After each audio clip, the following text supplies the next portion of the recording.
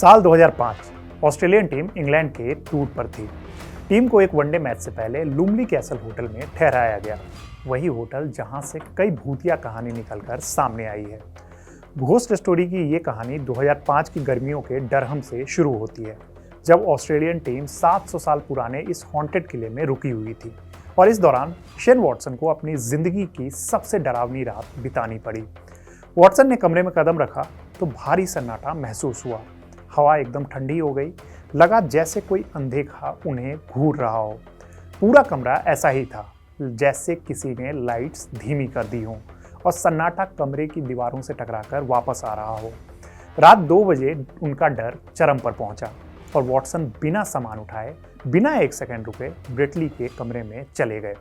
नमस्कार, मेरा नाम है रविराज और आप देख रहे हैं हमारा स्पेशल शो स्पोर्ट्स कैफे। इस एपिसोड में हम खोलते हैं उस रात की पूरी लेयर जहां मीडिया ऑफिसर बेलिंडा डेनेट का अपने कमरे के बाहर व्हाइट फिगर्स देखना, सौरव गांगुली का 2002 में आधी रात को टैप्स अपने आप चलने से डरकर रॉबिन सिंह के कमरे में चले जाना और कैसे ये हॉन्टेड कैसल कई बड़े क्रिकेटर्स के हौसले भी तोड़ देता है।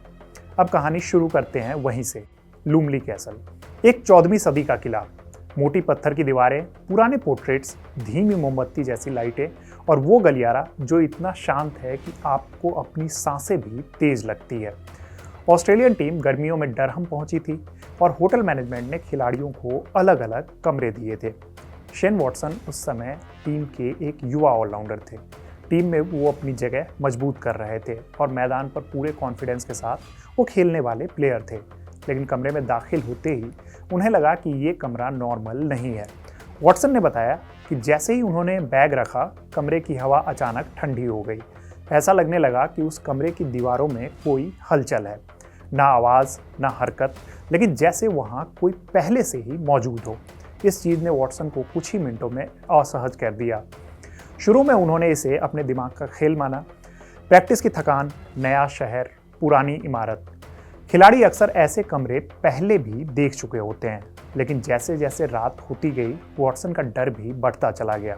दीवारें शांत थी, लेकिन कमरे में ऐसा लगता था कि जैसे कोई वहाँ मौजूद हो। वॉटसन लेटकर आंख भी बंद नहीं कर पा रहे थे। उन्हें महसूस होता था कि पीछे कोई मौजूद है। रात के लगभग 2 बजे उन्हें साफ समझ आ गया कि वो यहाँ 1 मिनट और नहीं रह सकते। वो कमरे से निकलकर सीधे ब्रेटली के कमरे में चले गए। ब्रेटली ने इस घटना के बारे में बाद में हंसते हुए कहा था कि वॉटसन रात में ऐसे घबराए हुए आए थे जैसे उन्होंने किसी को सच में देख लिया हो। वॉटसन ने ब्रेटली के कमरे के फर्श पर रात बिताई। ये सिर्फ एक डर नहीं था, ये वो दबाव था जो किसी अदृश्य माहौल से आता है। वॉटसन अगले दिन अपने कमरे में वापस नहीं गए। ये घटना आज भी खिलाड़ियों के बीच सबसे ज़्यादा बताई जाने वाली घोस्ट स्टोरीज में शामिल है। लेकिन वॉटसन की ये कहानी अकेली नहीं थी। उसी दौरे में ऑस्ट्रेलिया की मीडिया ऑफिसर बेलिंडा डेनेट ने भी एक बेहद अजीब अनुभव बताया था। रिपोर्ट में दर्ज है कि उन्होंने अपने कमरे की खिड़की के बाहर सफ़ेद कपड़ों में आकृतियां चलती हुई देखी थी। ऐसा उनका दावा है, ये हम नहीं कह रहे। उन्होंने खिड़की बंद करके सोने की कोशिश की, लेकिन उनके मुताबिक जैसे कोई रात भर उन्हें देखता रहा हो। ये कहानी भले ही टैबलॉइड से शुरू हुई थी, लेकिन बाद में कई मीडिया आउटलेट्स ने इसे हेडलाइन बना लिया। वॉटसन और बेलिंडा दोनों एक ही किलेनुमा होटल में एक ही टूर पर अलग अलग कमरों में डर महसूस कर चुके थे। यही उस किले के हॉन्टेड रेप्यूटेशन को और बढ़ाने के लिए काफ़ी था। ये खबर फैलते ही वॉटसन इंग्लैंड में मजाक का चेहरा बन गए। अगले मैच में दर्शक स्क्रीन मास्क पहनकर आए, कमेंट्री में भूत प्रेत की बातें होने लगी और मैच के दौरान इंग्लैंड के तेज गेंदबाज डेरेन गॉफ ने वॉटसन के पीछे जाकर भूत की आवाज़ें निकालकर उनका मजाक बनाना शुरू किया। वॉटसन समझ गए थे कि ये कहानी इतनी आसानी से छूटने वाली नहीं है, लेकिन फिर वॉटसन ने असली वजह भी सबको बताई। असल में उन्हें डराया था टीम के बस ड्राइवर जॉफ गुडविन ने। सिडनी मॉर्निंग हेराल्ड से बात करते हुए वॉटसन बोले, बस ड्राइवर ने मुझे काफ़ी ज़्यादा डरा दिया था। उन्होंने मुझे कहा कि कुछ कमरे बहुत ज़्यादा हॉन्टेड हैं। वॉटसन ने बताया कि छोटा कमरा, पुरानी दीवारें, अजीब सा रास्ता, पहले से ही दिमाग में भरी घोस्ट स्टोरीज ने उन्हें पूरी तरह से डरा दिया था। उन्होंने माना कि उन्होंने किसी भूत को नहीं देखा था, लेकिन डर इतना हावी हो गया था कि वो ब्रेटली के पास जाकर सो गए। अब इस होटल में ही सौरव गांगुली के साथ भी एक वाकया हुआ था। रिपोर्ट के अनुसार गांगुली के कमरे के बाथरूम में रात के दौरान टैप्स खुद ब खुद चलने लगे थे। पानी बहने की आवाज़ आती थी, लेकिन कमरे में कोई भी मौजूद नहीं रहता था। गांगुली इतने ज़्यादा डर गए थे कि उन्होंने रॉबिन सिंह के कमरे में जाना बेहतर समझा था। बाद में दादा ने कहा था कि मैं वहाँ फिर कभी नहीं जाऊँगा, और सच में वो वहाँ पे फिर से कभी नहीं गए। ये किस्सा इयान बॉथम की किताब में भी दर्ज है। लेकिन लुमली कैसल में ये सब चीज़ें होती क्यों हैं? इसका जवाब हमें किले की उस पुरानी कहानी से मिलता है जो वहाँ के कुछ स्थानीय लोग सदियों से बताते आए हैं। लेडी लिली लुमली की कहानी।